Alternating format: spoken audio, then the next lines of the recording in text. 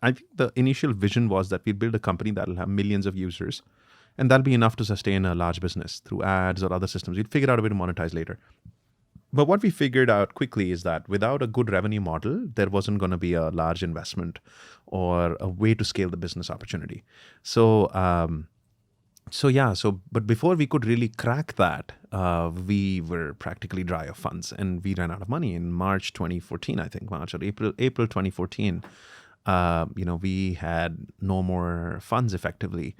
And of course, I was trying to raise. I had a couple of term sheets withdrawn from me at that time, a term sheet that I couldn't secure. So it was a really difficult time when funders were being anxious. There is no revenue model. We had a good team. We had a phenomenal product. We had high engagement. And we had customers, real tens of thousands of people who were using us and loving us for our product.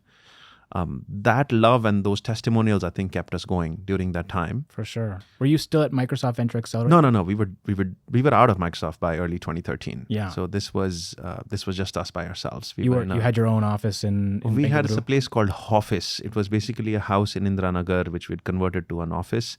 And we were sharing it with another startup. So we had the total space was 1,500 square foot. And I think we were using 750 of it.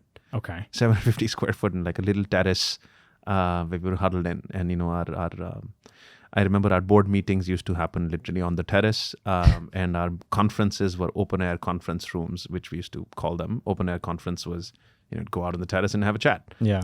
Difficult conversations were carried out on walks. So when I said, hey, I need to take you out for a walk, it was like, hey, it's going to be a tough conversation that I need to have with you. Get away from the rest of the team. Yeah. So, but that's how we managed our early days. Our rent was, I don't even know, 20,000 rupees a month or something, like 15,000 rupees a month. Where in Bengaluru were you guys based at that time? Indiranagar itself. It was a Indiranagar, tiny little house in Indiranagar.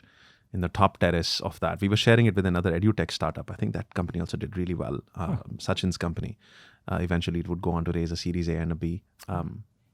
Hacker Earth, I think. Yeah, I think I've heard of that. Yeah. So they were on the first floor and we were on the second. We had subletted that office space to them because we couldn't afford to pay the whole place rent. Sure. I heard that your desk was just like right next to the front door. That's right. And people would because right now you have a beard, you look very adult-like, but I think at that time people would walk in, see this young guy, clean-shaven, and they'd be like, oh, it must be the secretary or something. Yeah, so my desk was literally what was supposed to be the secretary's desk right there. It was the reception desk, basically, and that was the one place I could isolate myself from the rest of the guys, so I just kind of sat there. And it was also right next to the toilet on the floor. So if somebody had to go use it, they had to go behind me.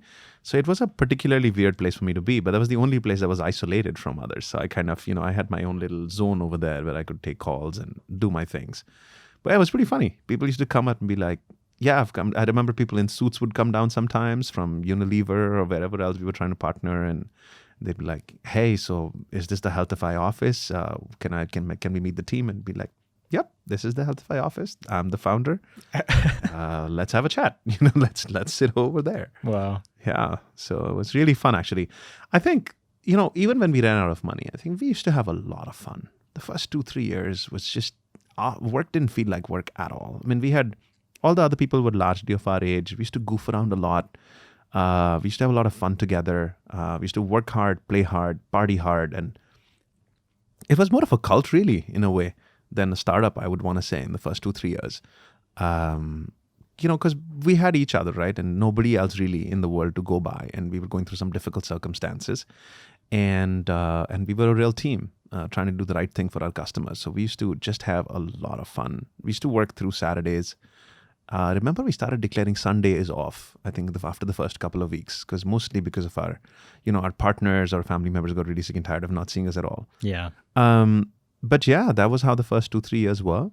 We did run out of money, but thankfully everybody stayed. Not a single person quit. What was it, 20, 30 people? About 20 people by then. 20 people. Yeah, That's incredible that and this was like a 3-month period where you weren't able to pay. I think at first it went down to like 30% cut of salary, and then it was kind of like, no, we still don't have any money in the bank, so sorry guys, Yeah, that's hope you exactly stick with right. us. No, I remember Rohan joined us as a designer, and I remember literally in the second week, I told him, "Hey, bud, everybody's taking a 30% cut." And he poor guy was already at some 25,000 a month, and he went down to like 18 or 17. And then a few months in, I was like, "Hey, man, I don't think we can afford to pay you anymore. So you're a volunteer at this point. If you stick around, I'll make sure that I'll do you right, and that we'll pay the salaries back with interest the instant I can secure it." And everybody kind of understood that it was a place of, from a very genuine place that we were saying this. And I also said, if somebody really badly needs some capital for something, tell me and I'll try and figure it out. So I took some personal loans at that time. I remember paying for one of our employees' wedding expenses. I remember paying for somebody because he broke a hand. He was in a hospital. So I remember paying that bill. And all of it was coming through like borrowed money from friends and family. So it was really sort of, in hindsight, if I look back, it felt like a dark time, but it just didn't at that time. Again, it was tough for sure.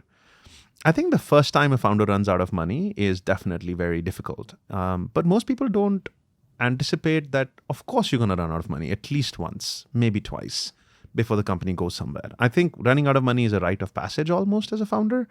And most people think it won't happen to them. But if anybody is listening and they're trying to start a company, know that it will come. Almost celebrate the moment it comes. Be like, aha, I finally reached that milestone. And now that once I get through it, I would have earned that badge. And now I can build a really great company.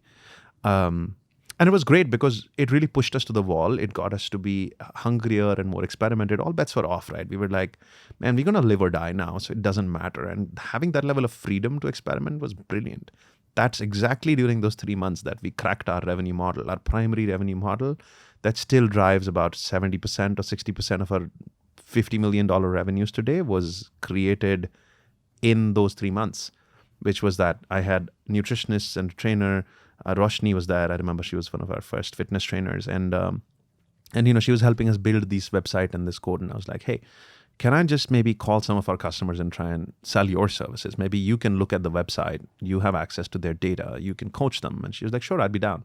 And I remember literally calling customers myself and convincing people about the fact that we have, these are people who are highly engaged.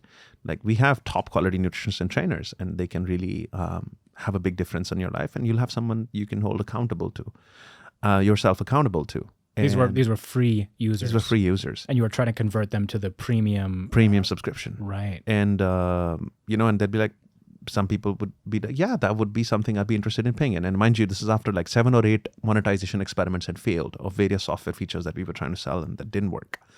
And so I'd be like, okay, well, it's going to cost you 1,000 rupees. And they'd be like, okay. And I'd be like, per month. And they'd be like, sure. And I'd be like, okay, sounds good. Like maybe that's the pricing then, and we found our pricing, we found our business model, we saw impact accelerate because when people had somebody accountable, they had an actual coach to report to, somebody would be watching over their data.